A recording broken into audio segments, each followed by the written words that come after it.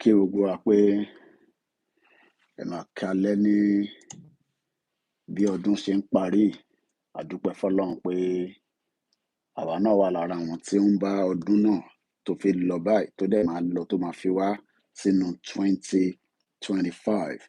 Koikimedia, bringing the world closer to your doorstep. Mo kí gbogbo wa pé a very good evening and welcome to quite a lot is happening and we are trying to catch up. There's so much happening around the world.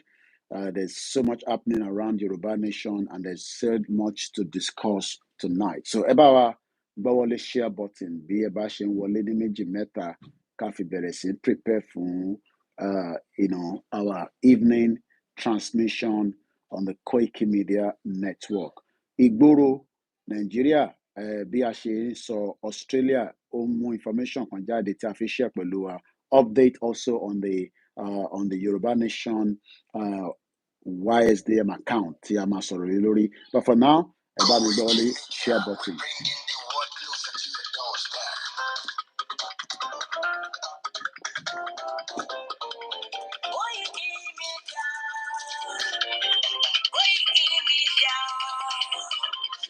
Koikimedia, we're bringing the world closer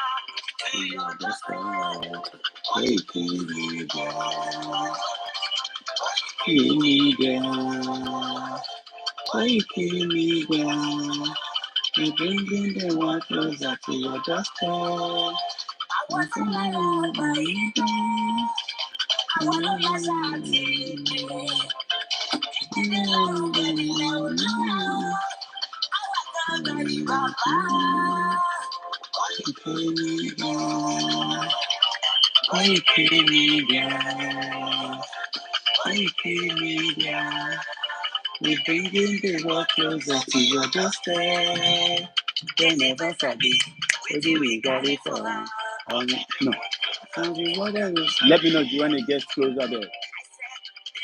I know, what thing we carry for body, but if you move closer, before they go sabi. You know what I do, and I don't want to be, I don't want to let me. The chef will let Baba wa. Kasi chef will Baba wa. Kasi want to walk, I dey go to do wega, go to do well, I dey go well. Oh, do do well, sekere. Kasi dey ìbára adúláwọ̀. Ẹ̀rọ ìpàdé ilẹ̀ ìlérí, àwọn ọmọ ilé wa. Àdéjọ́ ládé, adé adúláwọ̀. Àwa ni ìmọ́lẹ̀ tí kò tàn káàkiri, ìwọ gbọ́ngàn wọn ni wá. Koikimedia, àwa là ń gbé tó lárugẹ, ètò tó gbójú owó tiwa máa ní. Ẹgbẹ́gbọ́dọ̀ wà dàgbà gbàgbé gbá ayé, ètò tó gbójú owó tiwa máa ní. Ìwọ̀n lárugẹ, à ń gbẹ́sẹ̀ lárugẹ. News and sports, ẹ máa rí gbọ́, ètò tó gbójú owó tiwa. Ọmọ Ìjẹ̀bú ọlọ́rẹ̀ mi ló ní kí n máa dé tata. Koikimedia, ọ̀rọ̀ ọlọ́jà ti wà mí. Máa gbọ́ṣẹ́ ẹ lọ. Ọmọ Yorùbá nìyẹn, ọmọ Yorùbá àtàtà. À ń gbádùn rẹ, ọmọ Yorùbá alárẹ̀ mi. Lẹ́yìn tí wọ́n ti ti gbọ́ ọ̀tẹ̀ mọ́lẹ̀ o. Ẹ̀yin ọmọ nígbà máa dé. Ẹ̀yin lọmọ nígbà máa wọ̀. Igbó máa wọ̀ dájòjì ò gbọ́dọ̀ wọ. Àjòjì tó bá wọ bẹ̀ á jẹ̀ bọ́ra. Ẹ̀yin lọmọ wọn wá o, tóyìnbó tó dé. Ìgbà tóyìnbó dé o, ọdúnṣadé tútọ̀ sí o. Koikimedia, ṣáwọn ní bàbá. Koikimedia, àwọn ní bàbá. Koikimedia, àwọn ní bàbá. Àdáńtọ́ àti gbèrègèdè. Àwọn là ń gbé tó lárugẹ lọ́jọ́jọjọ́ o. A tún gbà fẹ́tọ̀ ilẹ̀ wọ, fẹ́tọ̀ ilẹ̀ Yorùbá. Olúwa ni wá o, tọkàntọkàn. Dúró jọjọ́ ọdún ògòtì, àdúgbò bàbá ni. You bring in the water to your doorstep. Afẹ́fẹ́ tó ń fẹ́ o, tó ń fẹ́ gbogbo lára mi.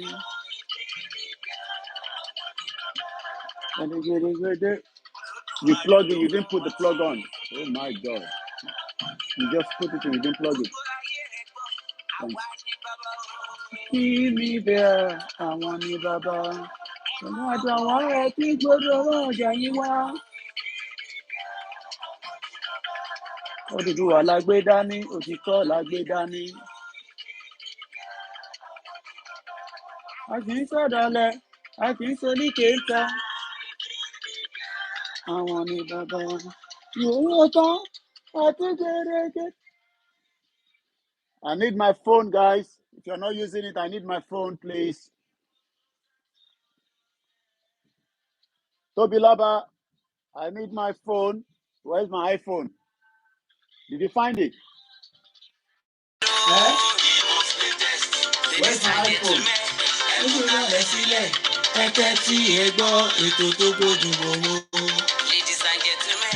Ẹ mú kàlẹ́ sílẹ̀. Ẹ jẹ́ ká kọ́ bẹ́ẹ̀ lò. Ètò tó gbójú gbòòrò. Koikimedia is around. A very good evening. It's end of the year. I am so happy and I hope you are happy. Ká dúpẹ́ fún pé Ọlọ́run ṣọ́ wa láti January. Ó tọ́pẹ́. Àìmọye àwọn tí Fúlàní ti pa. Àìmọye àwọn tó ti lọ nínú stampede.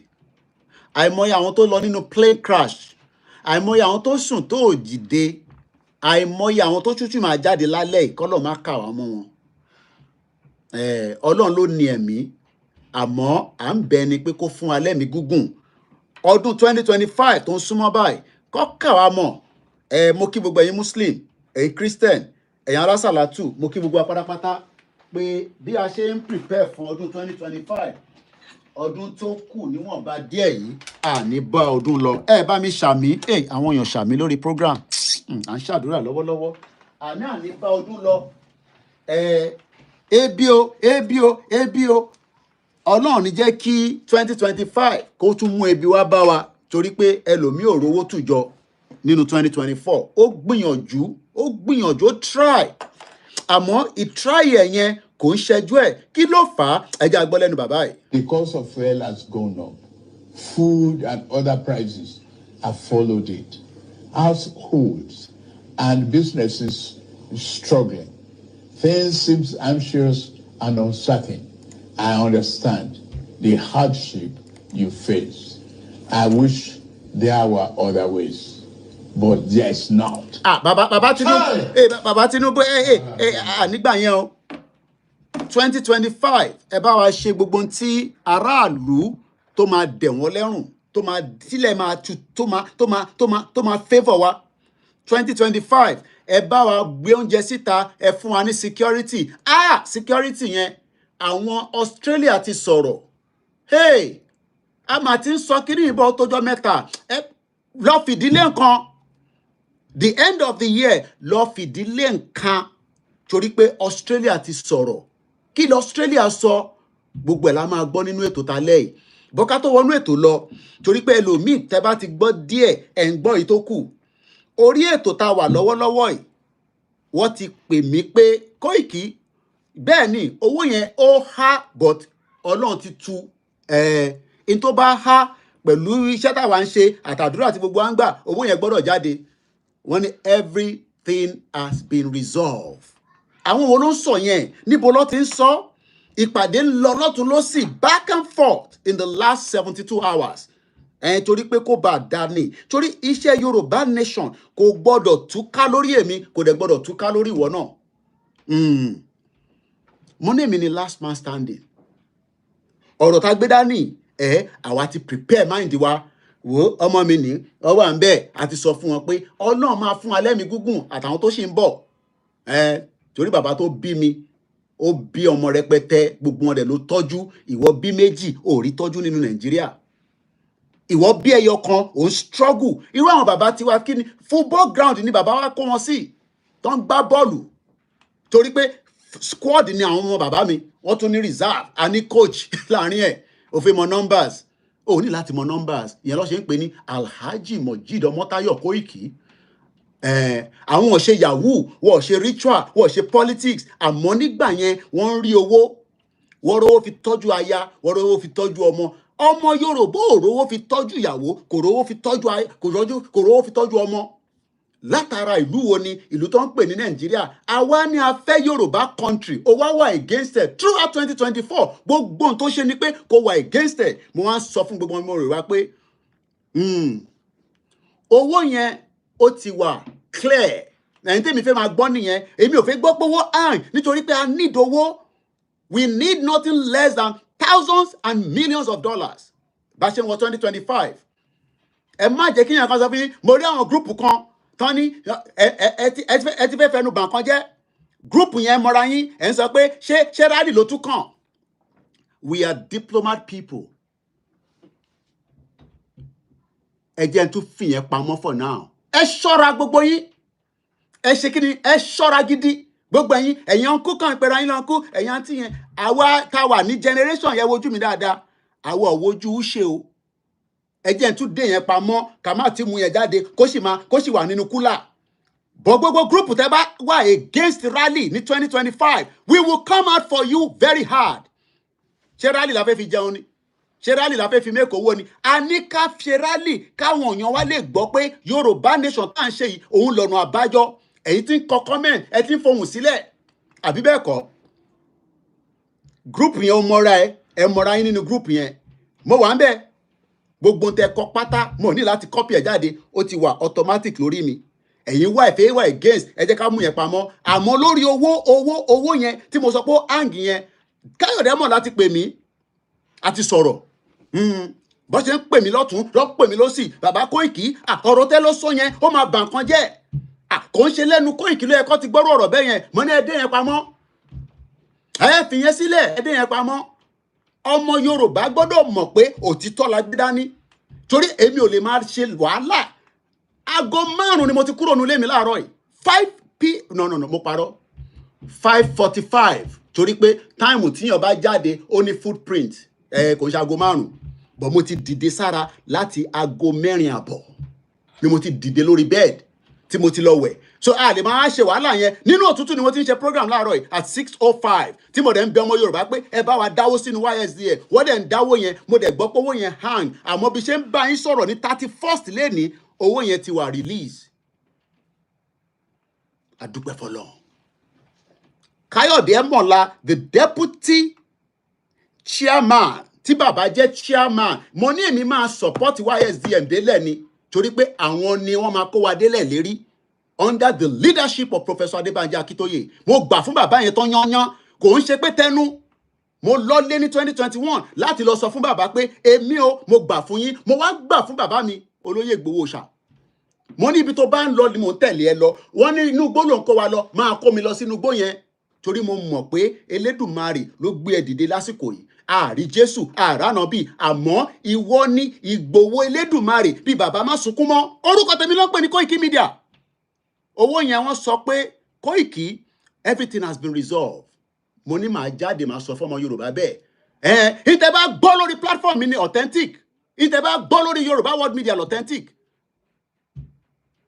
Koiki ni mò ń jẹ́ àní ṣe báyìí fún yín àwọn ń ṣe dúpẹ́ onítìrí o àwọn kì í ṣe dúpẹ́ onítìrí. Yorùbá nation under Professor Akintoye is an authentic only Yorùbá nation. Any other one tẹ́ bá tó sábẹ́ bàbá Akintoye ẹ máa wà lẹ́yìn wa ni. So platform tó ń sọ jágbajàgba pé ṣé rally ló kàn tẹ́ ń kọ write up ẹ̀yin ẹ̀gbọ́n tẹ́ wà labroad máa gbórúkọ yín jáde máa bá yín tatán ẹ pè mí sílé ẹjọ́ fún defamation of character. Àwa sọ táwọn tá ṣe nínú ilé màá wá sọ gbogbo táwọn ọmọ Yorùbá fẹ́ mọ̀ nínú that particular group ẹ jẹ́ kí n dé yẹn mọ́lẹ̀ yẹn ọmọ Yorùbá ẹ má tọwọ́ bọ̀ wá lẹ́nu èmi ò lè fọwọ́ ara mi ṣe wàhálà kí n dàrú àwọn kan ní ẹ wàá ṣe wàhálà láyé kò ń ṣe Koiki kò ṣe gbogbo àìsùn tí mò ń ṣe láyé ni mo sọ never in this world wàhálà ni mo ń ṣe ọmọ mi wà mí báyìí nísìn ariwo tí mo ń pa ó ń disturb ẹ̀ àwọn ọmọ olóyìnbó wọ́n like ariwo tá à ń pa yìí. Daddy, you are talking too much, just calm down. àwa máa ṣe wàhálà ìyẹn kan máa sọ pé mo mọ tí mo ṣe èmi ò ní ṣiṣẹ́ kí n fọwọ́ mi dànù o bẹ́ẹ̀ sàsí mi kò ní ràn mí lágbára Jésù Kristi. àwọn èèyàn wà ní Saudi báyìí nísìn ìwọ ló mọ Saudi ìwọ ló wà against Allah èmi believe in Muslim lọ bí mi sí. àwọn èèyàn wọ́n wà ní tawaf nísìn tó fi owó politician lọ síbẹ̀. mo sọ fún yín pé mo ò fẹ́ fún yín lórúkọ ẹni yẹn dáadáa ni àbí ẹni yẹn níjọ́ Thursday wọ́n sì pè mí ní Heathrow airport àwọn tó ń lọ fún tawaf tó ń gbé ọ̀rọ̀ Yorùbá nation lọ síbẹ̀. ẹ má wá against Islam ọ̀rọ̀ ẹ̀sìn kọ́ la gbé dání. àwọn olórí burúkú politician ni ká sọ fún pé Yorùbá nation Yorùbá country àwọn kan ní Koiki máa bá wa pè ní country ó dà pé yẹn máa tètè wo etí àwọn èèyàn. so by 2025 Yorùbá nation is still Yorùbá country. tí bá ní Yorùbá country kọ́kàn change torí nígbà tá a bá tún sọ pé Yorùbá country etí ẹlòmíà di. èmi ò ní ṣiṣẹ́ kí n fọwọ́ mi dànù inshallah akudira to lie. ọmọ kọtọ bí dáadáa ni mí bọ̀ lórí movement mo sọ fún yín pé àtọwọ́bọ̀ yín lẹ́nu tàbá tọwọ́bọ̀ yín lẹ́nu ẹ gé mi jẹ síbẹ̀. Yorùbá nation no going back lásán. kọ́nà dẹ̀ jẹ́ kí Trump tó débẹ̀ torí wọ́n fẹ́ dàjọba Trump yẹn rú wọ́n fẹ́ make sure pé ogun ṣẹlẹ̀ àmọ́ Australia ti sọ̀rọ̀. kí lọ Australia sọ ọmọ tètè lọ lóòdì dátà kó wá gbọ́n tó Australia sọ ìwọ tó ń lọlé Ọlọ́run àbá ń fi aṣọ ẹ padà. àmọ́ Australia sọ̀rọ̀ nípa Nàìjíríà táwọn yẹn bá sọ̀rọ̀ wọ́n ní intelligent ni. mo dúpẹ́ fọ́lọ́run pé ìyí táwa ti ń sọ bọ̀ wọ́n fi bá mi káwọn effort mi ni. mo kí ìyá tó bí mi lọ́mọ mo kí ẹgbẹ́ ìfẹ́ lódùn mo kí gbogbo ẹgbẹ́ kọ̀ọ̀kan ẹgbẹ́ kan wá ju ẹgbẹ́ kan lọ gbogbo ẹni mo fi sọ ní bíbá àmọ́ àwọn ẹgbẹ́ ń ṣiṣẹ́ tó bá ní ẹgbẹ́ ẹ máa mú ìfẹ́ lódùn ẹ máa mú àwòrò ṣàṣà ẹ máa mú àwọn ẹgbẹ́ Ìgbòho Iron Lady ẹ máa mú gbogbo group tí mo fi kankan sílẹ̀ nínú gbogbo yín pátá ni mo nífẹ̀ẹ́. mo ní we will be there for you. Where is my iPhone ọmọ Oòduà? ó ti mú iPhone mi lọ́mọ Oòduà. má sọ iPhone 13 nù. àwọn tó wà Nàìjíríà pàlàsà ló ń lò kó n ṣàfi ń bú wọn ọmọ kékeré ń lo iPhone nínú ilé mo ní kó bá ń lọ mú dáadé ní sọ́nà òun I can't find it's on my bed. mo kí gbogbo alẹ́ nǹkan sí. yes bí bàbá mi ṣe sọ bòbóyè we have been tackling issues quickly like this it will have solved easily. mo sọ pé owó hang bẹ́ẹ̀ ló hang but wọ́n ti sọ fún mi wọ́n ti confam Káyọ̀dé Mọ̀lá ní parọ́ fún mi tẹ́ ẹ̀ bá mi tán pè ní Káyọ̀dé Mọ̀lá ṣe rántí October ibẹ̀ la lọ ní Wales pẹ̀lú èmi àti bàámi ní October ni mo sọ o Káyọ̀dé Mọ̀lá bá mi sọ̀rọ̀ mo lè dúpẹ́ lọ́wọ́ àwọn Yorùbá world media kò ní bàjẹ́ fún gbogbo wa but èmi ò ní ṣiṣẹ́ kí n fọwọ́ mi dànù ètí bá dẹ̀ sọ ní bíbáyìí confam ni mo sọ fún yín pé tó bá mú the first 10 people in this movement wọ́n gbọ́dọ̀ mú mi mọ́ wọn àṣìṣe débẹ̀ ni àdúpẹ́ fọlọ́run and we are never going to compromise this movement. Tinubu ò lè rà mí wọ́n bíbá bẹ́ẹ̀ dání mo sọ kò sẹ́ni tó lè rà wá orúkọ làwọn sáré fún because èmi mọ̀ pé dúdùn lọ́sàn máa sun after 100 years pẹ̀lú age mi wọ́n gbọ́dọ̀ máa sáyàn sórùn ni káwa náà ti máa lọ ká ti dágbére ká máa lọ 140 years kí ni mo tún ṣe láyé bò wá máa rántí pé bọ̀bọ̀ kan wà wọ́n máa fi ṣe lecture ni wọ́n máa fi Koikimedia wọ́n máa fi ṣe program wọ́n máa fi ṣe lecture ó máa di course ní gbogbo university nílẹ̀ Yorùbá iṣẹ́ táwa ń ṣe sílẹ̀ nìyẹn n ti máa jẹ kò ní kọjá mi tàbádẹ́ ní kẹ́ fún wa lówó àní kẹ́ fún wa lówó torí pé a nífẹ̀ẹ́ yín ni torí àfi lọ gbowó lọ́wọ́ Ṣèyí Tinubu àdẹ̀fẹ́ gbowó lọ́wọ́ any politician a fẹ́ jẹ́ kọ́mọ Yorùbá contribute so that ẹ lè sọ pé Koiki shut up mo dáwó síbẹ̀ but ẹ má fọwọ́ sí ẹnu wa pẹ̀lú ọ̀rọ̀ rálì o torí mo ti rí ẹ̀yin platform kan mo ní dárúkọ ìlú náà mo sì respect gbogbo yín ni o mo ti kàǹtẹ̀ kọ síbẹ̀ yẹn o máa fà ń jáde bí ọmọ ọjọ́ mẹ́jọ tẹ́yìn bá ní nǹkan mi tẹ́ fẹ́ ṣe ni ẹ tẹ̀ sọ́kọ̀ kẹ́ lọ bá bàbá Akíntóyè Ọlọ́run àforíjì ìyá wa tó kú Ọlọ́run àforíjì ìyá wa tó kú she died in exile mo sì láǹfààní àti bá bàbá mo gbóhùn bàbá lánàá bàbá ní ara òun le koko ni tára bàbá bá ń le koko ara àwọn ọmọ gbọ́dọ̀ lé ju bàbá lọ torí bàbá ni bàbá máa jẹ́ at 89 years old tó bá divide age bàbá bí mi lẹ́ẹ̀mẹ́ 300 kọ́lọ́ bá ń dúró ti bàbá yìí ìwọ ọmọ Yorùbá ṣe wá ń sọ fún wa pé Nàìjíríà máa da orí ẹ̀ ti gbálẹ̀ you are a bomb bastard nìyẹn We continue to respect Tinubu, but we are telling him that it is time to look into the issues of the Yoruba people in Nigeria. Jókòó àìtí bẹ̀rẹ̀ programu 1 minute lélẹ́yìí a lè má pẹ́ lórí ẹ̀ a busy gan. Ọdún ti fẹ́ parí a gbọ́dọ̀ ṣàdúrà tó bá dago 12 ní sẹ́mi náà máa bọ́ sí àwọn abẹ́ Ọlọ́run jọ fún alẹ́ mi gúngùn Yorùbá nation jẹ́ àríṣe àbí wọ́n ní ṣàdúrà ni ẹ jókòó mọ̀ ń bọ̀. Mo kí gbogbo alẹ́ nǹkan say very good evening and welcome to the live transmission on Koikimedia. Koikimedia, you bringing the world closer to your doorstep. Mo dúpẹ́ lọ́wọ́ àwọn team mi, mo ò lè dá ṣe. Níbi tí mo ti ń káàkiri ní òtútù, àwọn ọmọ yẹn á jókòó, wọ́n máa wá news, àwọn ọmọ Yorùbá ò lọ sórí Twitter wa, ẹ bá wa retweet, àwọn ọmọ Igbo, ẹ wá ní mò ń support ọmọ Igbo. Ọmọ Igbo a máa bá mi retweet, ọmọ Yorùbá wà ń bẹ́ẹ̀ bá mi 2025 màmá kọ́ọ̀lù gbogbo yín out ni. Bàbá mi Kúnlé Ṣítà ṣe ń follow wa lórí Twitter. Ẹ̀yin tẹ́ wà labroad, ẹ lè sọ fún mi pé ẹ ní data láti follow mi lórí Twitter. Mọ̀mísí mi follow mi lórí Twitter. Okay. All right. Ní sùúrù mo bẹ̀ yín wa. Ẹ padà wá, ẹ fún mi ní few minutes. Ẹ máa fún mi ní few minutes, mo padà bọ̀. Sálọ torí pé kí ni iṣẹ́ ń tẹ̀síwájú ni. Kí ló sọ Jagaban? Ẹ jẹ́ ká fi Jagaban sílẹ̀. Ẹ jẹ́ á gbọ́ ilé, ẹ jẹ́ á gbọ́ ilé mo ń bọ̀. Arákùnrin. When this collapse comes, and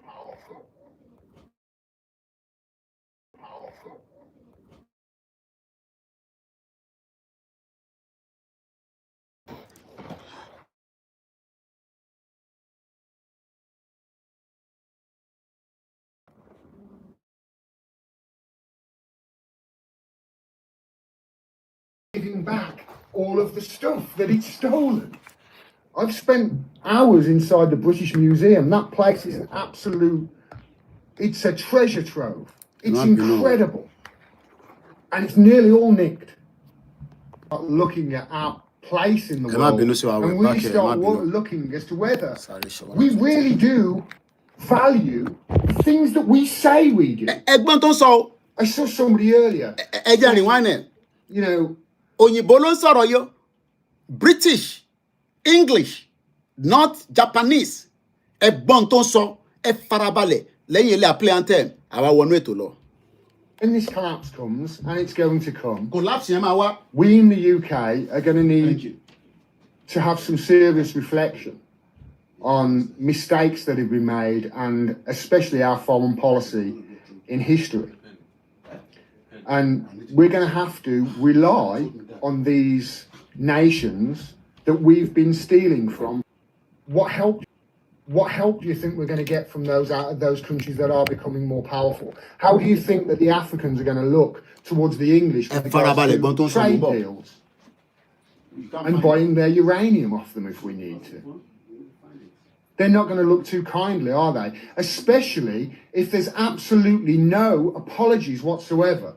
And as far as I can tell, this country doesn't apologise for jack shit. And the reason it doesn't apologise is because if it apologised for the stuff that it's done, it'd have to start giving back all of the stuff that it's stolen.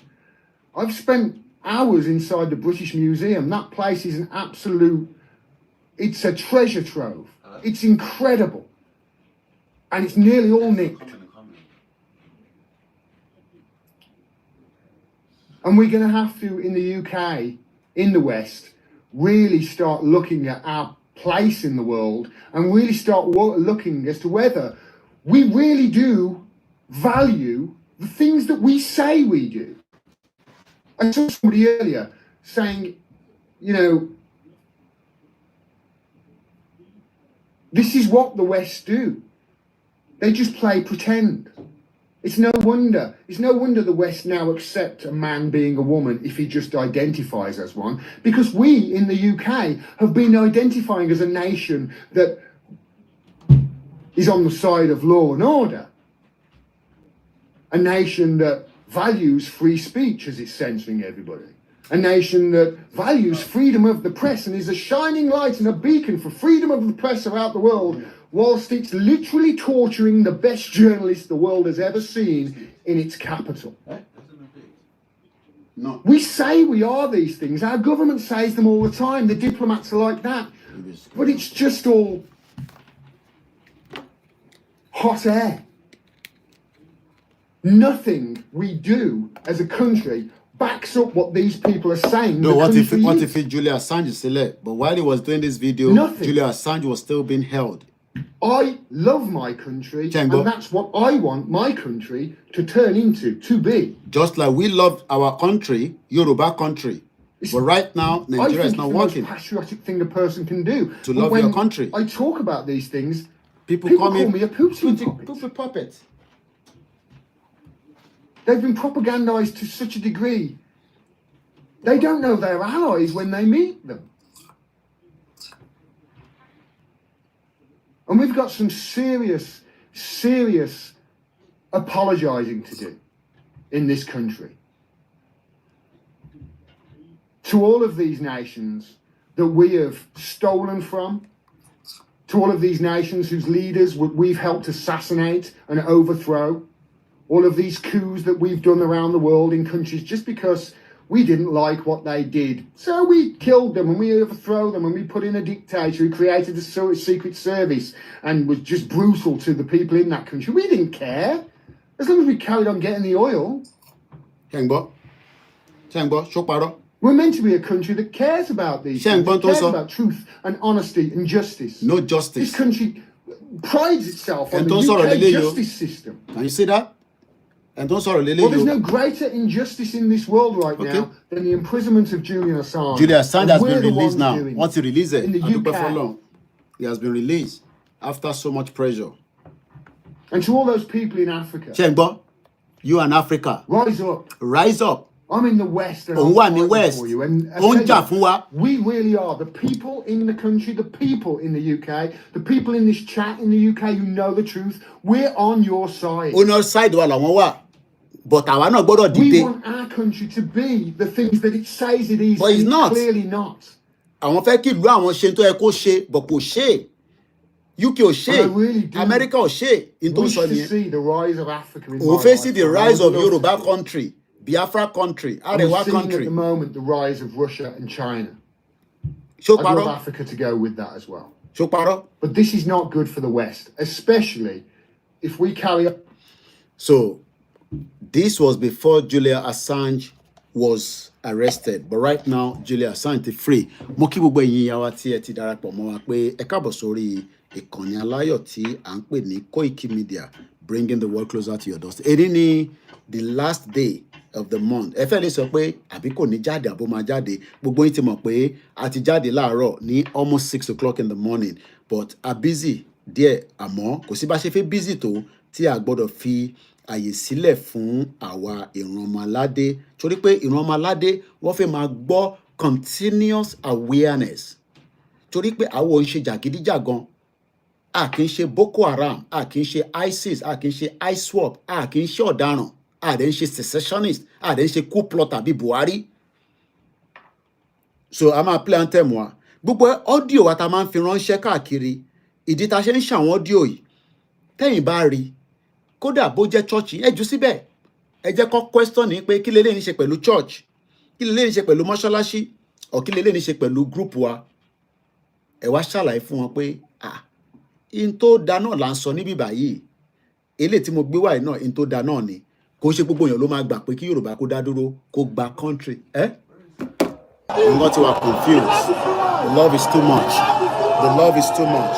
Fún wa rántí rally, àrántí ẹ̀.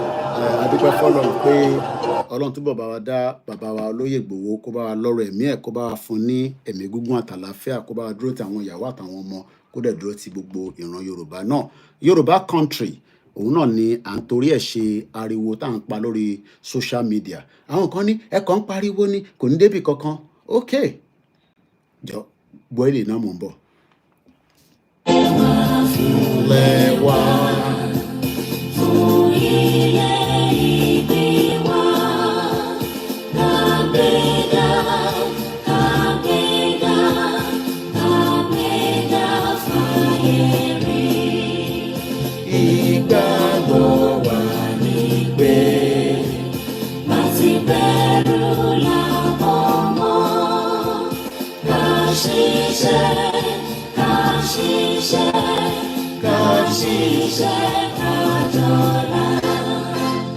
Ìṣọ̀kan tó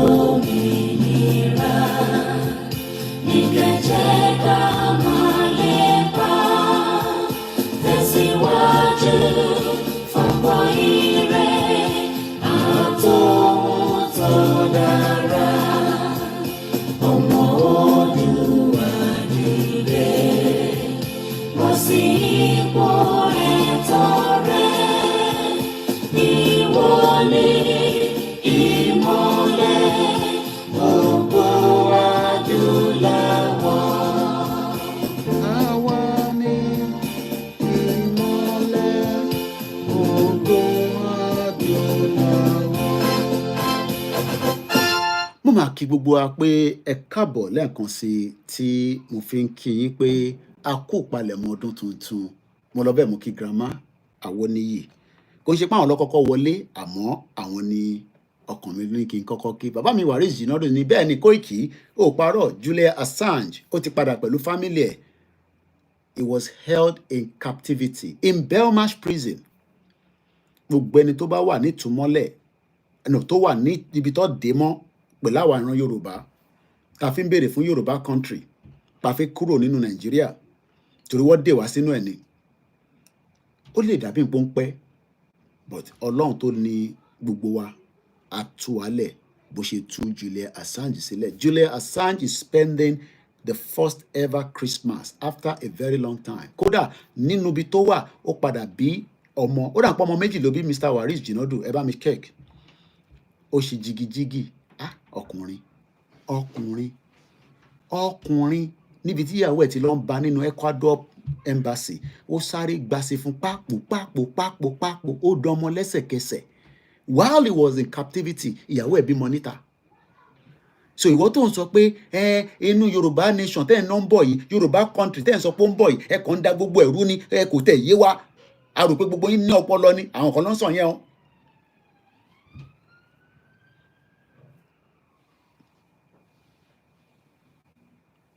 Tí bá bẹ́ẹ̀ bá tó bẹ́ẹ̀ ìwọ lọ ṣe.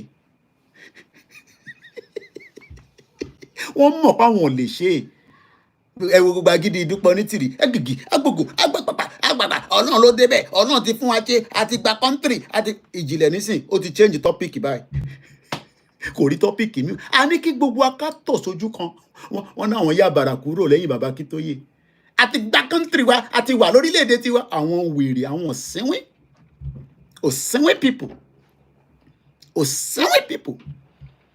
ẹ wo bí tẹ bá rí ayé yín dé. Mo ní Yorùbá nation orí social media kọ́ ló ti máa happen but social media is the engagement kájọ engage. Ẹ jẹ́ kí àwọn èèyàn tó wà lórí ètò tí àwọn mi tó máa fún wa lówó lálẹ́ yìí a fi gba £5 a fi gba £10 a fi gba náírà ọdún tuntun là ń lọ yìí iléeṣẹ́ yìí nídòwó. Ìyá mi Táíwò Kíkẹ́ Fásọmí ìyá yẹn gbéra ní Kuwait níbi tó wà ṣé Kuwait lẹ́wà bí Qatar ó lọlé nígbà tí olóyè ń ṣe bẹ́ríà màmá rẹ̀ ó raṣọ ó lọlé ó ní ọmọ Yorùbá lòun ó lọlé ìyá Táíwò Kíkẹ́ tẹ̀ ń rí tó ń jubilate nínú Facebook yìí ó ra ticket ó torí Ìgbòho lọlé. Èwo ni wọ́n máa ṣe nítorí Yorùbá country tó ti bá nítorí Ìgbòho nísìn ṣé wọ́n ní aṣọ Ìgbòho di Ọlọ́run àti máa sọ Ìgbòho di Ọlọ́run. So wọ́n ti ń bá mi fà káùntì síta ẹ donate fún journalist but ìyá mi àbí bàbá kan confam nísìn wọ́n ní Koiki Iyọlá Adédoyin wọ́n ní yes Mr. Koiki I think the problem is resolved my payment to the account not being returned back to my account again it is very afẹ́jẹ́ kó stable náà ni kí nǹkan stable làwa fẹ́ àwọn ń dà nǹkan rú ibi tó bá fẹ́ há sí ká tètè sọ síta kó lè resolve. Mo kí bàbá wa Babalọ́lá mo kí Mr. Kọ́lá Lawal Bless Ugo kọ́lọ̀ ń bá wa tú Simon Ekpa sílẹ̀ èèyàn mi dáadáa ni because there is no other privilege to have a number that you can ring and Simon Ekpa will pick it up. It was a privilege that I never abused. But in a movement or in their own country I want to gba country and we must accept it. Ẹ̀ka iṣẹ́ bá ṣe ń gba country ni shut up at least wọ́n ṣàbẹ́tà ju tàwọn Dúpẹ́ lọ torí kò sẹ́ni tó gbọ́ tàwọn Dúpẹ́ mọ́ báyìí lóòótọ́ àwọn Biafra they are going through a lot right now but mo mọ̀ pé dúdú ló so máa sun. So ẹ̀yin èèyàn wa mo máa ń kí yín Prince Adébáyọ̀ Shitu mo kí yín dáadáa all hail Biafra I still give you kudos fún bí tẹ bá ṣe dé. And it is not yet over. Sit at home. Tó bá sọ pé sit at home náà ni níjọ́ Monday. Wọ́n bí dá díẹ̀ dá kó lọ sí kóká. Gọ́vnà gan Abuja ló ń gbé. So mo lọ bẹ́ẹ̀ mo kí bàbá wa Kọ́lá Omilabu. Wọ́n ní we have people thinking upside down in our country. Ìṣòro wọn jẹ̀jẹ̀kújẹ ni. Àwọn kan ní ẹ máa sọ pé Yorùbá nation nìkan ẹ máa fi country yẹn sí ẹlòmíì nílé kò mọ difference between nation and country. even though pé méjèèjì is same. But ẹ̀wọ̀n kí country la máa ń gbọ́, Nigeria is a country. Yoruba nation or Yoruba country. So mo kí gbogbo alẹ́ nǹkan sí. Mo lọ bẹ́ẹ̀ mo kí gbogbo ọmọ Yorùbá tó ń gbé káàkiri ilẹ̀ Yorùbá 2024. It will be a year tá máa rántí for a very long time. Okay, Kuwait ló wà, ẹ ṣé gan ni ìyá mi. Ó tó bẹ́ẹ̀ kó gbówó Kuwait jáde, ó gbọ́dọ̀ dọ́gbọ́n sí ni. Wọ́n fẹ́ yẹ káwọn èèyàn gbówó jáde ńbẹ̀. Owó wọn powerful gan. Mo kí gbogbo ọmọ Yorùbá tó ń gbé ní Iraq. Mo rí ìyá wa Yínká TNT níjọ́ kan tó post fídíò kan táwọn girls kan sunkún. Ẹ bá wa pé àǹtí Yínká TNT. But àwọn tó máa pè òun ni Àbíkẹ́ Dábírí. Ó dẹ̀ ń try. Omi pọ̀jọ́ ka lọ ní. Àbíkẹ́ Dábírí. Èèyàn mi dáadáa tí mo mọ̀ ni. Ọmọ Yorùbá ní gbogbo wa. While I was still within the Nigerian community. Mo rántí ìjọ́ kan tó ń ṣe Kanuk. A máa ń jà gan àwa Yorùbá. Tá bá dá ẹgbẹ́ sílẹ̀, a máa ń jà, a máa ń dà nǹkan rú. But ká kọ̀ wá focus. Ká make sure pé a bá fẹ́ dàrú yẹn kó line rẹ̀ padà. Mo wà nínú Nigerian embassy. Àbíkẹ́ sọ fún mi pé kí n jọ kí n má jẹ́ kí fídíò yẹn kó jáde síta rárá. Wọ́n fẹ́ náà wọ́n fọ́gi mọ́ra wọn lórí. I am not making this up. Àwọn tó ṣojú ẹ̀ sì wà láyé. Mo mọ̀ bí Gbẹ̀du wà níbẹ̀ níjọ́ náà lọ́hùn. Brother mi Gbẹ̀du magazine. Wọ́n fẹ́ fọ́gi nínú embassy. Tó ń gbóná burúkú lórí pé ká jẹ Kanuk chairman. Àwọn kan fẹ́ lọ sọ́nà, wọ́n fẹ́ dà nǹkan rú. Wọ́n ti lọ. It was so interesting. And I remember Abike was looking at me and say, hey, bàbá tó jókòó yẹn.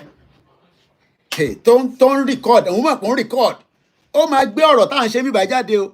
Ó kọ́ wa bá mi pé, brother, a máa yanjú ọ̀rọ̀ tó wà ní bíbá yìí. Gbogbo tẹ bá fẹ́ record, ẹ má jẹ́ kí lè tán ṣe lọ́wọ́lọ́wọ́, ẹ má yẹ kó jáde sí public. So lẹ́ẹ̀kọ̀ọ̀kan, ní tí kò jẹ́ kó lọ sí public, á lọ public. Ìyá ìlà ti bá. Kò dẹ̀ sí tó ń bọ̀ lókè tílẹ̀ yóò gbà. Ilẹ̀ Yorùbá máa dúró, kò sí nǹkan tí nìkan kan ṣe sí yẹn. Èmi kọ́ ni mò ń sọ̀rọ̀. Gbogbo èèyàn ọmọ Yorùbá lájọ ń sọ. Lóòótọ́ àwọn kan lè fẹ́ dàrú.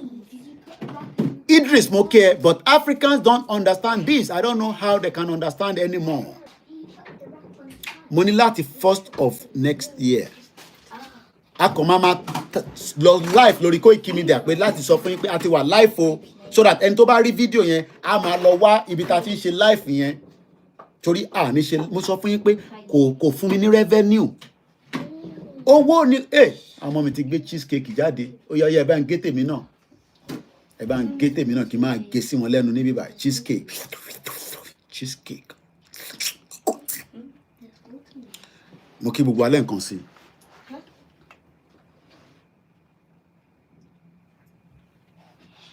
Àbọ̀rọ̀ mo yẹ yín nísìn. Tony Aegis mo kí ẹ. Yoruba country no going back. Òun náà ni Yoruba nation. Dábàá tó ní Yoruba country. Kí lìgbàlẹ̀ tún bẹ̀rẹ̀ Yoruba country. Torí ẹlòmíì kankan yé wọn. Ọlọ́run á dẹ̀ jẹ́ kó yé wa. So, mo kí àṣírí ìkọ̀kọ̀ Elédùmarè. Mo kí gbogbo àwọn tó ń ṣiṣẹ́ tó jẹ́ àwọn security ọmọ Yorùbá. Ọlọ́run á bá a dúró tì wá. Kò ní fi wá sílẹ̀. Bàbá mi Akínládé Olúwa fún mi lọ́lá mo kí yín. Mo kí àwọn tó ń bẹ lórí Twitter space. Ògúnmọ́lá Abíọ́dún ní a wonderful evening. Mo ní nígbà tó bá tásìkò èmi àti ẹjọ́ máa lọ jẹ̀gúnfe àwọn ará Ìbàdàn like àmàlà. Àwọn ará Ìjẹ̀bú-Òde like ẹ̀bà tó tutù kó wá fi kọ̀kọ̀rẹ́ jẹ. Ifágbémilékè mo kí gbogbo èèyàn wa. Ẹ jẹ́ ká wọnú ètò lọ torí à ní àsìkò púpọ̀. Àwọn tó dẹ̀ wà ń lé wọn náà wọ́n ní data. Kí ni mo mú wá? Ìyá mi Sherifa Àṣàkẹ́ TV mo fojú parẹ́ láyé. Ìyá dáadáa mo kí ẹ. Mo kí Òjíṣẹ́ TV. Mo kí Yorùbá Space TV. Ta ló tún máa ń lo fídíò mi dáadáa? There's another one like that. Ẹ̀yin tẹ́ bá wá ń wo fídíò yẹn tẹ́ máa ń béèrè account number. Èmi ni kẹ́ wá ẹ̀mí. Àwọn yẹn kàn ń bá wa produce dáadáa ni. Èmi ni kẹ́ wá bẹ́ ṣe máa fún wa lówó yẹn. Torí a fi make sure pé a rí gbogbo owó yẹn gbà. Àmàlà dúdú, ìyá yìí mọ̀ tó dáa. Àmàlà dúdú àtewédú. Ẹ wá mọ̀ pé wédú ó níṣẹ́ tó ń ṣe lára. ewédú ni tó ń ṣe lára. 92 Ọlámi sọ pé Arab money ó ní successful is a must láṣẹ Èdùmàrè. Àwa kọ́ là ń sọ, ohun tá a fi ń sọ yẹn lélẹ́dùmarè lọ́lọ́run Jésù Ànábì Muhammad sallallahu alayhi wa sallam ló ń gbọ́. Ìlú tó bá ti ń tẹ̀jẹ̀ sílẹ̀, ìlú yẹn ó di dandan pé kí search beam kó wà lórí ìlú yẹn. Kí ló ń pè ní search beam? Màá fi wọ̀n ẹ́. Irú àwọn tá a máa ń ní àwọn náà máa ń ní torchlight torí a kì í mọ̀ níjọ́ mi tó bá jáde tí gbogbo ẹ̀ bá lọ dúdú pápá. I just hope pé torchlight mi ṣì ń ṣiṣẹ́. Yeah, give me now. Má dojú tì mí, ibo ni torchlight mi wà? Mo ní torchlight. Náà pé tí mo ti yọ kúrò ní. Wọ́n bá dẹ̀ pé àwọn ọmọ yẹn ti gbà lọ́wọ́ mi, wọ́n ti mo ti send ẹ̀ lọ́lé. Gbogbo nǹkan lórí ẹ̀ máa ń send lọ sílé. Nígbà tẹ́ ẹ̀ níná. Kò fi ránṣẹ́ sílé ni. Irọ́ Yorùbá nation. Anáwọ̀ kì í náà ní parọ́ nínú bíbá yìí.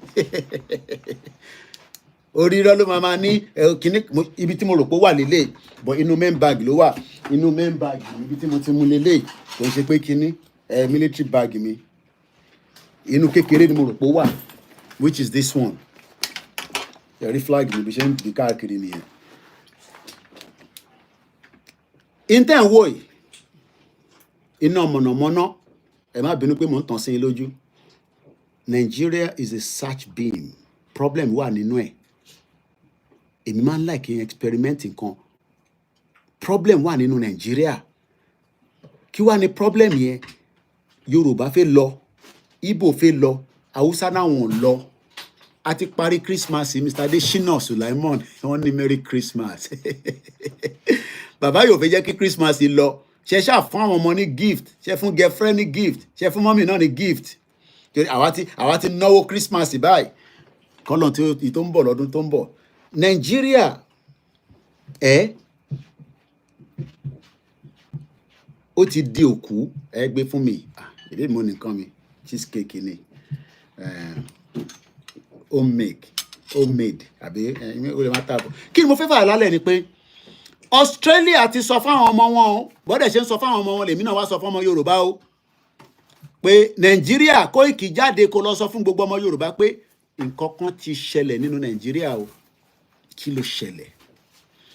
Why tó jẹ́ pé Nàìjíríà máa wà nínú. Ṣé eré ìtẹ́ máa ní Koiki lọ mú bad news wá? Ṣẹ́jọ́ tèmi ni.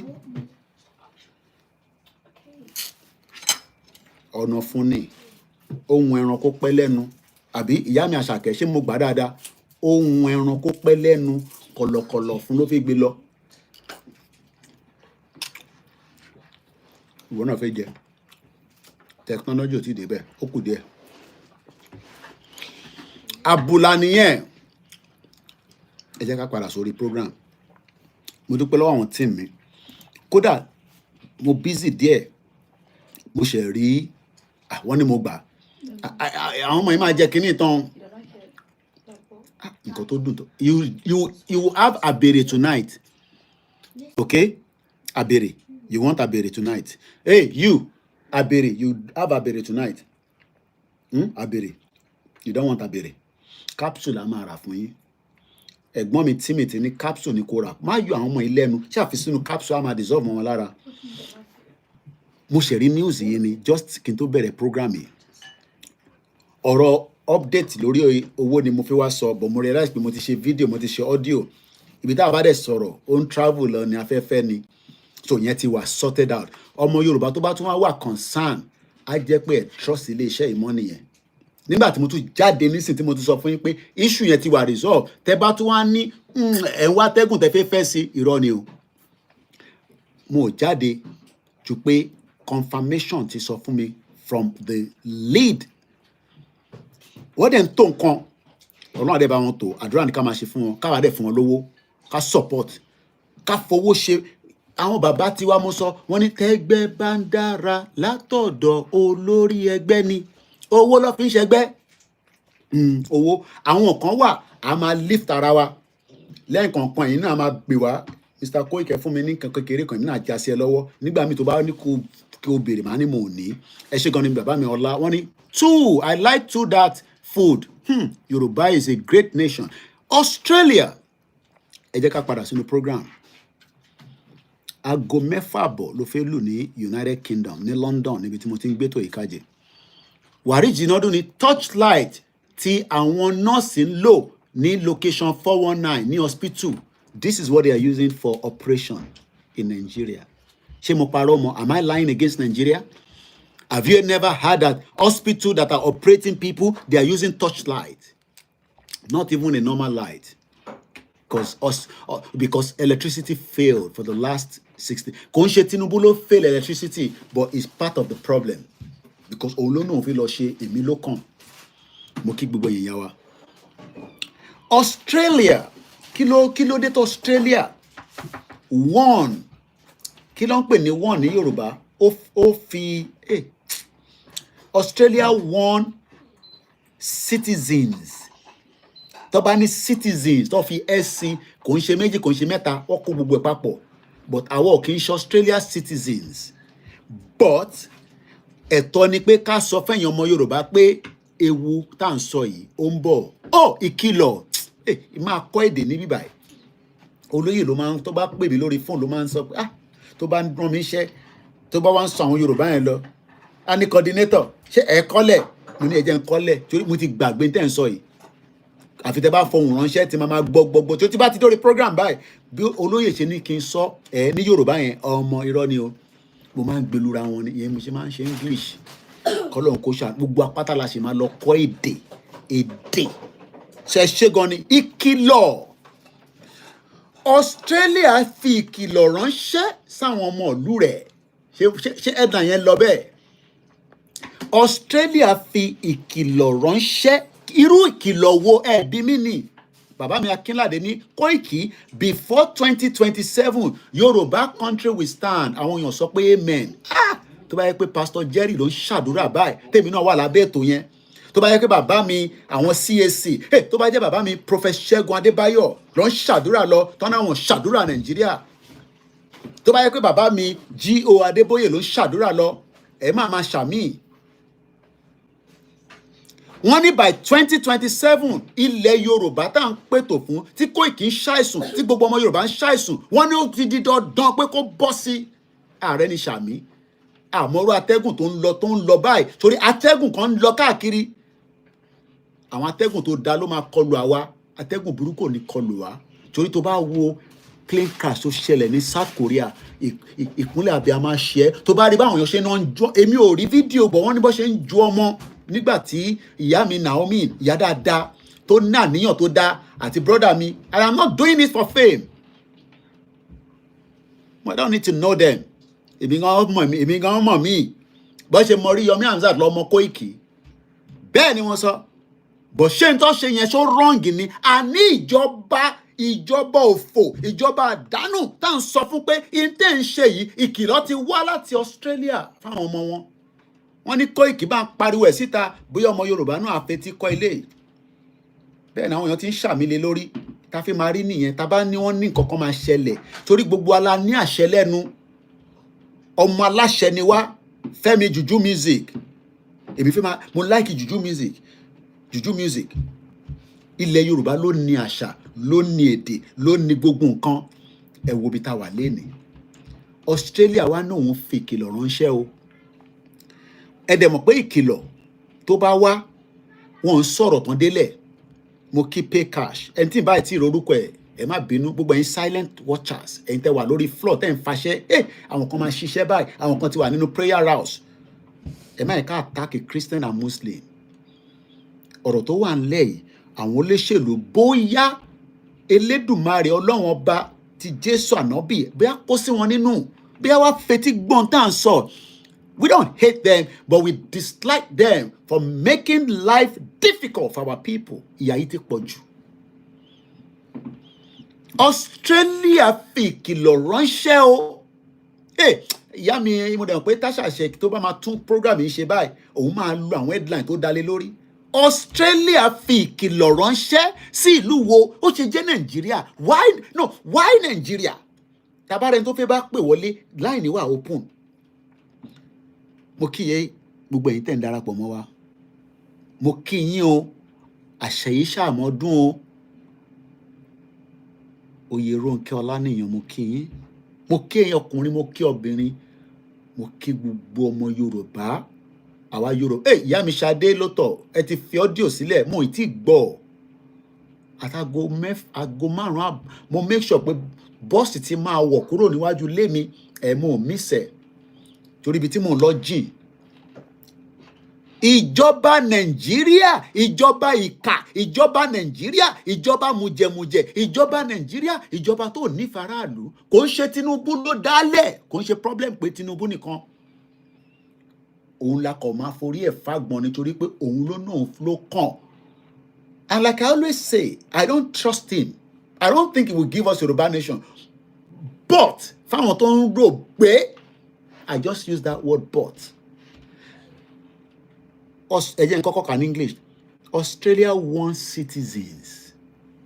Èmi ò mọ bí ṣe fẹ́ gbé ọ̀rọ̀ ìkalẹ̀ torí èmi ò pé ogun o, àwọn ò pé ogun o.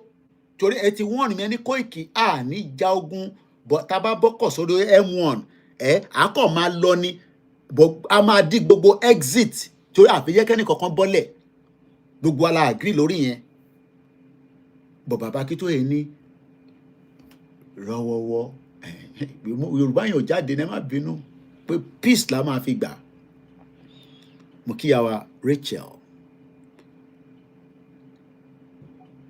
Australia, ìlú yẹn jìn. Ṣòwòrẹ́ débẹ̀ nígbà tó ń ṣe campaign tó fẹ́ di president. Australia is a far distance, but ìlú tó dání. Gbogbo bẹ̀yẹn crocodile dẹ̀ pọ̀ níbẹ̀. Ọlọ́run ayé kó lu ẹ lọ síbẹ̀ kí crocodile lọ géèyàn jẹ. Ẹ̀yin tẹ̀dẹ̀ máa ń jẹ crocodile ní Nàìjíríà, wọn ní oúnjẹ tó dání. Má sọ pé kò dáa. Bí wọn náà ṣe ń jẹ ìgúnfẹ̀, àwọn kan náà ní kò dáa.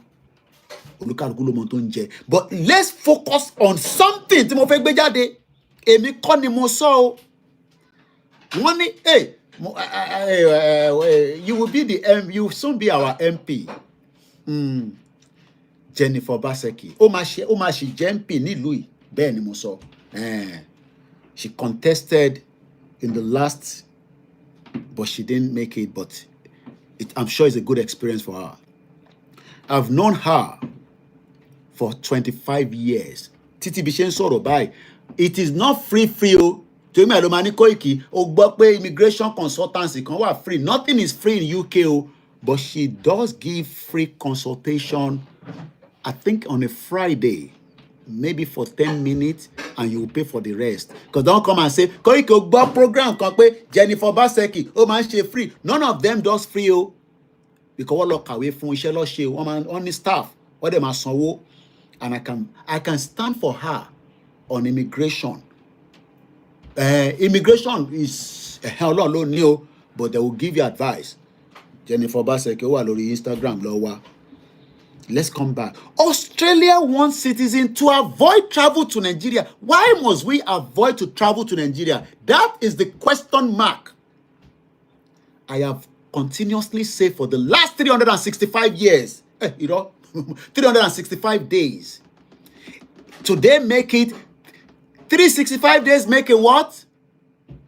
1 year makes kini.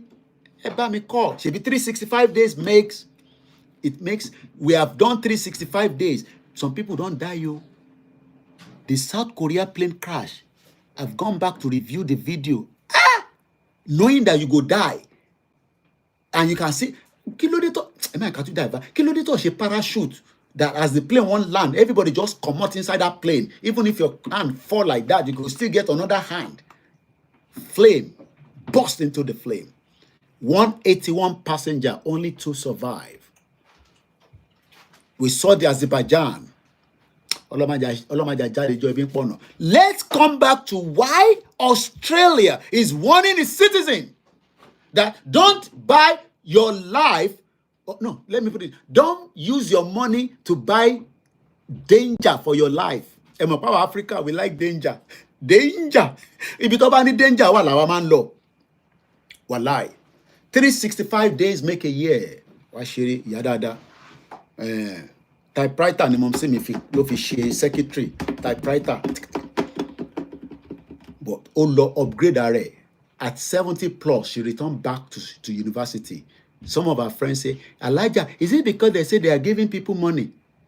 If you go back to university, my mom says it's not because of money. I wanted to study law until I had issues with my health. Yes, everybody has issues with their health. It's not a big deal. So she stopped to go for law, but she went for business management. As she's watching me right now, she has a big screen, she has a tablet, she has a laptop, she has a mobile phone that she can operate. Ṣé bẹ́ẹ̀ ni àwọn ìyá wa tó jẹ́ 70 plus, can they operate a smartphone? Who is too old to go back to school? We come back to that. That is the reason why Tasin sọ pé Nigeria must end now, because it has failed every citizen. Ọmọlú. And we will make sure that we use this platform to push more publicity for the total disintegration of Nigeria. Because what we have been talking about is what Australia is just talking now. I haven't given you why they say people should not travel. Nobody is asking me. Those of you on Instagram, it will come back because we only have 1 hour. Mr. Odutola came. Thank you. Mr. Joseph Bobo is like, Koiki, it is because there's a red flag on Nigeria. Search beam, red flag. There are countries looking at Nigeria say, don't allow our citizens, go and announce it now so that Koiki can hear and educate Yoruba people about why we want Yoruba country. Because these are the reasons and many others. Tashin sọ pé a fẹ́ Yoruba country. Koiki ó tún ní Yoruba country. Ṣebí Yoruba nation ló ń pè. It is the same. Àwọn kan ní Yoruba country ó dà kó máa tètè wọ tí àwọn èèyàn. Yoruba country wants to go.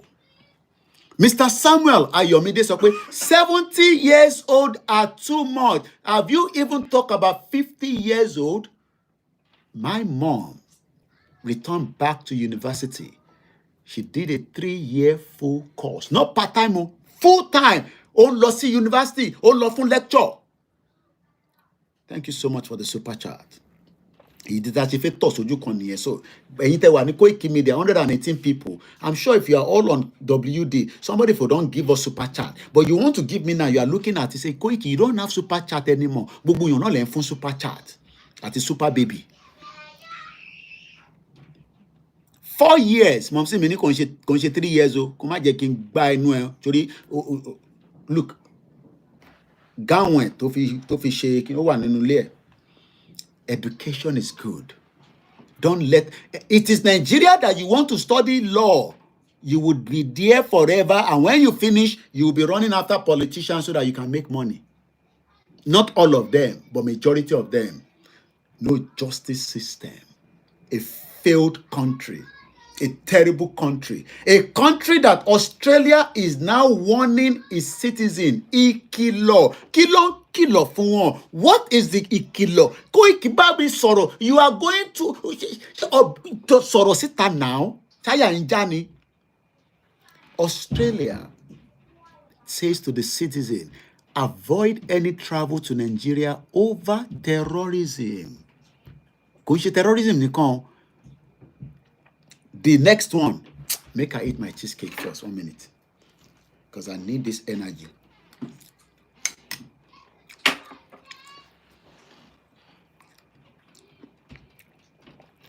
Kí ló ń pè ní civil unrest? Ẹ bá ń kọ sínú comment section. I no go school.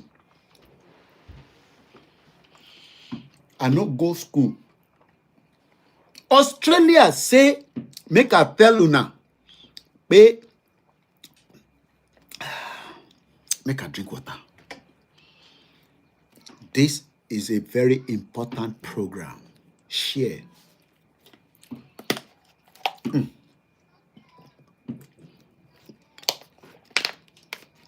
Àwa ni ìránṣẹ́ Elédùmarè. Maybe make I change my glasses. Let's take this one. It's the same job it's doing, but I think I love this one. Australia wants citizens to avoid travel to Nigeria over terrorism and possible breakout of civil unrest. This program will not be long, so that more people will have access to watch it. I will leave it at exactly just another few more minutes. But interestingly, civil unrest is a term that describes a range of action that can be violent. So let's read quickly because we got to go now. Travel advisory. Travel advisory. The Australian government has warned its citizens against traveling to Nigeria over the high likelihood, not low, not medium, high likelihood of terrorism. Where? Whoa, so fún wa. Omo Alade ni Australia government have noticed that Nigeria is not safe. It can turn to chaos anytime. If I can't sit at the law, we are not here to sit here for 2 hours. No, we gotta go now. Because as I saw this, my body they shake. Wait, what? This is what I have been telling my people for 365 days. A breakout of civil unrest. A breakout of civil unrest where nobody knows. Reconsider your need to travel to Nigeria over due to volatile. We no go school. When they say something is volatile, I beg, help me explain. Hey, Baba mi Joseph, the nation is on fire.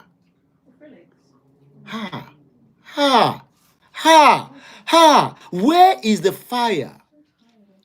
There is fire on the mountain. Run, run, run. London Bridge is falling down, falling down, falling down. London Bridge is falling down. My dear lady. Reconsider.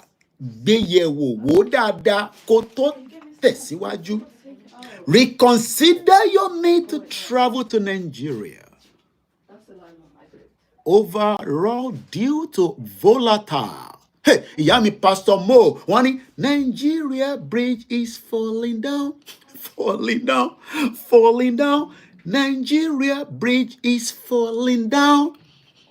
According to Australia government, it's not according to me. I don't have all the technology, the intelligence like the Australian government. I am just that young man shouting on social media that doesn't have a job. They play. You think Australia is stupid like your stupid government. Your government that doesn't respect human beings. The government that doesn't respect even the cat that was killed in Igbo's house. You dare not kill a cat in this country. Animal cruelty. A government that knew that people were hungry.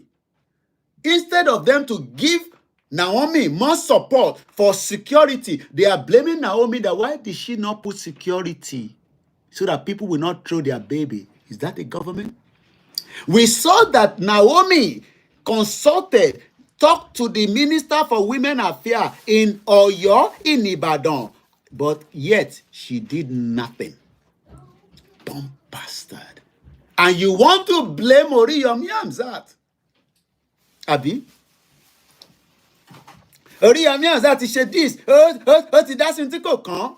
When you have a government, Oriyomi Hamzat kò ní láti dá sí anything. You don't have a government. Let's say Oriyomi Hamzat now.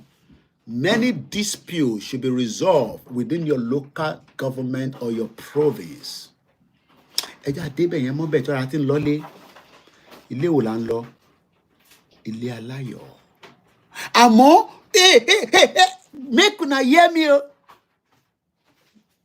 Hate me or like me, the truth will be received on this platform. My name is Koikimedia. We go around the world. We bring you the news so that talk bashomo, talk be spiritual cleanses in it. Ama fire pelu everything. Because in 2025, I don't know whether they are talking about 2025, 2026, 2027, but Australia is talking. Their government on ìkìlọ̀ fáwọn ọmọ ìlú ẹ̀. But ìwọ tó ń wò, think about it before you make that move. If you make that move, you have decided that all the threat, all the civil unrest, all the chaos, all the kidnapping, all the violent crime, every volatile situation that happens while you are in there, you are also responsible for it. But Mami Adeyemi Koiki, you just speak grammar. Nigeria is dead. It is dead. Rest in pieces. Let's pieces this country. But Tinubu say he doesn't want to pieces it yet. Let's read further. Oma Daruko àwọn state. Hey, she state was in there. Hey. Adúpẹ́ fọ́lọ́run. Kò sí state tí wà ńbẹ̀. Ọkàn mi ṣe balẹ̀ díẹ̀. But tó bá ń volatile láwọn state tó dárúkọ ẹ̀, ṣé kò ní ṣàn wá sọ́dọ̀ tiwa? Ṣé tó bá ń volatile níbi tó ń sọ yìí, tó ń ṣẹlẹ̀ yìí, ṣé kò ní wá sílẹ̀ Yorùbá? Torí mo orílẹ̀ Yorùbá níbẹ̀. The advisory warned Australians against traveling to Adamawa. Let it happen in Adamawa. Anambra, Imo State, okay. Akwa Ibom, Bauchi, Bayelsa, Borno, Cross River, Gombe, Jigawa, Kaduna, Kano, Katsina, Kebbi, Kogi. Kogi, ilẹ̀ Yorùbá. Ilẹ̀ Yorùbá, Kogi State. Yeah. Olatunije, Nigeria, he don't copy. Òyìnbó òtún nìyẹn. Daniel Yeyemi, there is now war between Hausa and Fulani. Nígbà wo nìyẹn bẹ̀rẹ̀? They say there is now war between Hausa and Fulani. So, is there difference between Hausa and Fulani? Help me in the comment section. Àti fẹ́ máa lọ ànípẹ́. It is not yet finished. So, Plateau State, Rivers State, Sokoto, Taraba, Yobe, Zamfara, due to volatile security situation. Security situation. When they say there is security situation, tell Tinubu to buckle up. We have been warning Tinubu about an imminent coup. You are saying, shut up, Koiki. You just sit in UK. You'll be talking la la la la la. You'll be talking lo lo lo lo. Australia is talking now. What are you going to say? After reading this, we close the broadcast. According, not to Koikimedia, according to Australian government, there is also high threat of terrorism, kidnapping, violent crime, and the risk of civil unrest in those states. Now, do you think that when there is a civil unrest in Adamawa, let's count it, Anambra, Imo State, Akwa Ibom State, Bauchi State, Bayelsa State, Borno State, Cross River State, Gombe State, Jigawa State, Kaduna State, Kano State, Katsina State, Kebbi State, Kogi State, Niger State, Plateau State, River State, Sokoto State, Yobe State, Zamfara State, out of 36 states, 21 states are Milolowaku. Out of 36 states, 21 states of Nigeria will be experiencing volatile, insecurity, kidnapping, and the most important one, civil unrest. Now I know. Okay. Sokoto and Benin and Kebbi is boiling. Bishop Adesina, ó dùn fọ́ lórí. Àfi kó lọ ẹ mú abèrè lálẹ́ after tí wọ́n bá jẹ tán. Hausa people want to take their land back. Bàbá mi Kẹ́hìndé Salami, wọ́n ní Yorùbá nation or Yorùbá country land is not Lárúbáwá land. Ìbò la tún já sí. Ìyá mi Awoniyi grandma ní Fulani are strangers in the northern part of Nigeria like Ganduje na Fulani man. You don't know? Now you know. And he is the chairman of the APC, that Tinubu is the president. Hallelujah. Hosanna. Iye. Adúpẹ́ f'Ọlọ́run. Allah Akbar. Ganduje, a Fulani man, is the current APC chairman. How did that happen? Because we all went to sleep. Senegal has told France to leave the country. Hey, France is in trouble. Hey, where I cite you, my doctor. Hey, doctor. You know we like doctor. Doctor are the one that give everybody shuku injection. Doki. Ekushe. Ebanki baleyi. Àfijẹ́ kétò yìí pẹ́. Potential target places where crowd gather, such as hotels, bars, restaurants, political meeting, government building, places of worship, schools, market, shopping mall, sporting event, transport hubs and network, law enforcement facility, international organization, and the camp for displaced people. Who is planning this? Compliment of the season to you, my beautiful sister. We love you so much for the work you're doing. And I've announced that all the issues in the YSDM has been taken care of. Èmi mo jáde po hang, èmi náà mo gbọ́dọ̀ tún jáde láti rectify ẹ̀. Àdẹ̀ fọwọ́ wa bà kan jẹ́. Ha! Hey, ọ̀rọ̀ tó ń sọ yìí, a lè parí program yìí lálẹ́ yìí o. Àwa ń lọ prepare fún crossover. Mẹ́tẹ̀ẹ̀ta làwa ń ṣe sẹ́ẹ̀. Bá ṣe ń ṣọmọ ẹ̀ṣọ́, a máa ṣe ọmọ Jésù. A dẹ̀ máa ṣe tẹ̀sùbá tá a máa fà dáadáa. An estimate 2.2 million adoption. Oh, mo tán pè bẹ́ẹ̀. Ẹ bá mi kọ́ ní Yorùbá. Kí ló ń pè ní adoption? Àbá bẹ́ẹ̀ ṣe.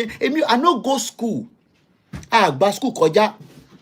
2.2 million Nigerians were adopted. This happened between 2023 and 2024 when Tinubu has just arrived. Ew. Jagaban. How come? Ṣé Tinubu ò lè control military ni? Ṣé Tinubu ò lè control DSS ni? Bàbá Tinubu, kí ló ń ṣẹlẹ̀? We love you. Put effort on the security as we go into 2025. Nítorí pé ó mọ̀ dájú pé ní northern part of Nigeria kò ń ṣẹlẹ̀ Yorùbá là ń sọ. Ewu ń bẹ níbẹ̀. Bàbá Adéyẹmí ni. I think it's got a lot to do with the World War II when the troops killed Senegalese troops because of the pension in World War II. Èèyàn ti kú gan nígbà tí Tinubu náà débẹ̀ o, àwọn tó adopt. The country statistics office is giving us this, that èèyàn 2.2 million ni wọ́n jí gbé. Tó bá mọ̀ tán pè ní adopt, àwọn tó jí gbé láti May 2023 nígbà tí Tinubu Jagaban tí ń fẹ́ gbàjọba. It is said the average amount paid as ransom for kidnapper is 2.7 million. Though bá tẹ̀ ra mọ́tò, ó lè dá business sílẹ̀ torí kò lè kọ́lé definitely. With a 2.7 million in your pocket, you should have a turnover of about another 3 million after the end of the year, if the country was fully working. If otherwise, your 2.7 million will become zero by the end of the year. Èèyàn mélòó lórí owó ní year yìí? From January up, I'm not talking about our and diaspora. Àwa tá wà ní ilẹ̀ Yorùbá, tá à ń pè ní Yorùbá country. Àwọn kan ní ká pè ní Yorùbá country. Àwọn kan ní Yorùbá nation ni. Astrid, yes, Hausa have stand up against Fulani, and there's a difference between the middle belt and when you talk let everybody go. So that means that people were selling what they don't have. People were borrowing. People were lakpo to go and release their What?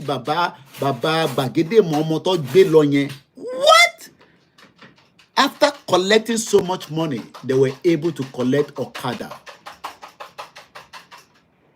End it as soon as I finish this, which is just the last lap. Wọ́n ní ẹ̀ńtọ́ jígbé ní Nigeria, the average money tó máa san. Ta ló rántí àwọn musician kan tó jígbé in between Abuja and Kogi? Okay, Aziz, kò ní bàjẹ́ fún ẹ. Aziz love me so much, just like every one of you, and we love him too. There is a kidnapping happening in Nigeria, in case you are not a Yoruba man. And this kidnapping occurred between the time that Tinubu is in government. An average 2.7 million was paid by the people that were adopted How many of them? They're about 2.2 million. Multiply 2.2 million by 2.7 million. That is a money that Nigerian lost to terrorists.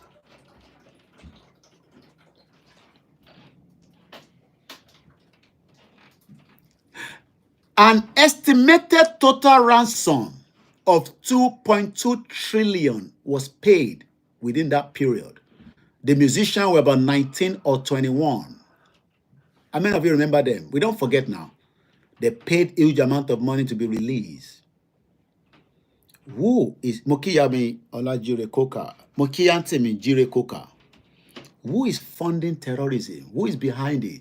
Ọmọ Yorùbá, ẹ jí ẹ má sùn. Wọ́n ti gbé wa ní gógó. Adẹ̀gbọ́dọ̀ padà sílé. Ilé wo là ń sọ? Ilé wa náà ni. And because I need to, because my family need the space, because for me being here now, I need to go. I might be I would have loved to go further, but I'm sure you understand. It's still better than not coming out, Abi. A total of 2.2 trillion was paid, and we only have just 15 minutes less than that. So it will be 1 hour, 30 minutes. The total of 2.2 trillion was gbogbo tó gbà àwọn terrorists. Do you know what that means? They can buy even anything of any kind of graded weapon. Àwọn ọ̀rá owó pé à ń wọ́wọ́ afẹ́fi ṣe àwọn owó pé ká fi ṣe publicity, ká fi ṣe materials, campaign. Mo bẹ̀ gbogbo ọmọ Yorùbá lẹ́ẹ̀kan sí ẹ lọ ṣe banner, ẹ lọ tẹ t-shirt. I am not involved in all that. Owó táwọn èèyàn ń dá fèmí is for my own business, which is called Koikimedia, and I will use it for the right place I need it for. But I will continue to raise funds for YSDM. Oh yes, 2025. Ìjọ kan máa wà, a kàn máa raise owó ni. Not to me, to the YSDM account from the new year. I'm a dedicated ìjọ kan fún platform tiwa, even if it's just for 1 hour. Always, èlò ti dá síbẹ̀, tó bá pè wọlé ṣó ti dáwó, no matter how small. Owó la need. Nobody wants to give any money from anywhere in the world. Àwa táwa involved la máa contribute. As we end the program, the Northwest reported the highest ransom, a total of 1.2 trillion, while the Southeast was the least. So, Bobo, Simon Epa, they kill people. Simon Epa, now they want to destroy Igbo land. So, 85 billion. So, who is fooling who when it comes to the internal security of Nigeria? Okay. Talon parọ́ fúnra wọn. Who is fooling who? Who be Mumu? Who be Ode? So, one jẹ́ kó yé wa pé the highest money that was paid for the ransom is not when Buhari was there. This is when Tinubu, our own, and Yoruba ni, koko gbọ́ràn ni, like no be me talk amo. Na Wole Soyinka say Tinubu eleti kunkun ni kò gbọ́ràn. Mo sọ fún pé you don't need the presidency. Ó ti ju ọ̀rọ̀ Nigeria presidency lọ or president. But kò fẹ́ gbọ́, òun náà fẹ́ jẹ́ kó Ọbásanjọ́ mọ̀ pé àbíjàgàbá power. Ẹ̀rí tọ́básanjọ́ bá ṣe fẹ́kẹ́, Tinubu ní every right láti pick ẹ̀ up, kó lọ́kẹ̀ sínú prison. Tó bá ṣe fẹ́kẹ́, ní tó ń pè president nìyẹn. Ìyẹn làwọn èèyàn ṣe ń sọ pé you can't fight the government. We are not fighting the government, we are asking for our right. Àwọn ṣe coup plot, àdé ń ṣe ṣòwò rẹ̀, àwọn ṣe politics. And this movement will never be compromised. As long as I am still alive and I'm involved, we will not compromise this. Anywhere, we will come and tell you. But ẹ̀yin tẹ́ wà nínú group content sọ fún wa pé ṣé rally ló kàn. I'm just telling you that I am Koikimedia. You have nothing to offer, it's fine. Nínú movement yàrá àwọn tó ti lọ ṣe politics is their right. Nínú movement yàrá àwọn tó ní àṣemọ́ is your right. Tabagba country gbogbo alájọ máa ṣe. Àwọn ò nídìí kankan bẹ́ẹ̀.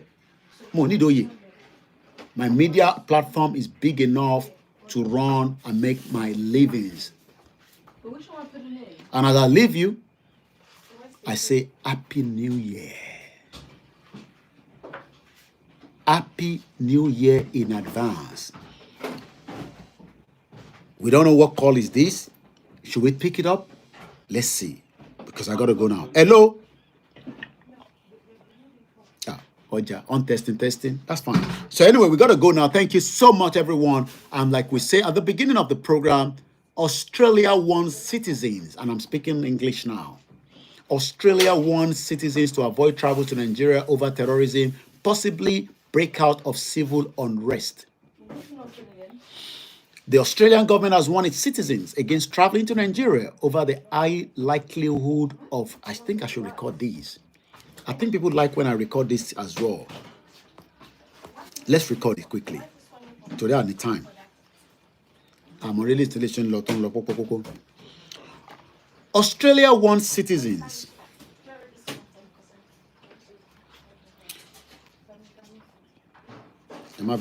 It's my phone. I need to get a new phone. Anyway, Grammatic promised me a new phone. Australia wants citizens to avoid travel to Nigeria over terrorism, possibly breakout of civil unrest. The Australian government has warned its citizens against traveling to Nigeria over the high likelihood of terrorism and breakout of civil unrest. Reconsider your travel to Nigeria overall due to volatile security situation and the threat of terrorism, kidnapping, violent crime, and the risk of civil unrest. An updated travel advisory by the Australian government stated. The advisory warned Australians against traveling to Adamawa, Anambra, Imo, Akwa Ibom, Bauchi, Bayelsa, Borno, Cross River, Gombe, Jigawa, Kaduna, Kano, Katsina, Kebbi, Kogi, Niger, Plateau, Rivers, Sokoto, Taraba, Yobe, and Zamfara due to volatile security situation. According to the Australian government, there is also a high threat of terrorism, kidnapping, violent crime, and the risk of civil unrest in those states. There is a high risk of terrorist attack across Nigeria, and that includes Yoruba land, by various militant groups. Attack could be indiscriminated or may target foreign interests, the travel advisory stressed. Potential targets include places where crowds gathered, such as hotels, bars, restaurants, political meetings, government buildings, places of worship, schools, markets, shopping malls, sporting events, transport hubs and networks, law enforcement facilities, international organizations, and camps for displaced people. An estimated 2.2 million adoptions occurred between May 2023, while President Bola Tinubu was currently in the government, until April this year, 2024, in Nigeria, according to the country's statistics office, NBS, National Bureau of Statistics, had said in its December crime update. It is said the average amount paid as ransom for kidnapping was 2.7 million per incident, with an estimated total ransom of 2.2 trillion paid with the reference period. The Northwest reported the highest ransom paid with about 1.2 trillion naira, while the Southeast was the least with 85.4 billion naira. This is Koikimedia, bringing the world closer to your doorstep as we end the year of 2024. I say Happy New Year in advance to all our families, our friends, our loved ones, and also our enemies. As we look forward to 2025, we pray that Yoruba country, Yoruba nation, under the leadership of Professor Adebanji Akintoye, will come very, very soon. Let us all play our part. And once again, like I said earlier, the issue resolving the money that was with the YSDM has finally been resolved. And in the first week of January, every details of how we can be paying into all accounts from the US to Canada to around the world will be also continue to be updated. If you need any more information, you can contact me +4475 94050 979. Good night.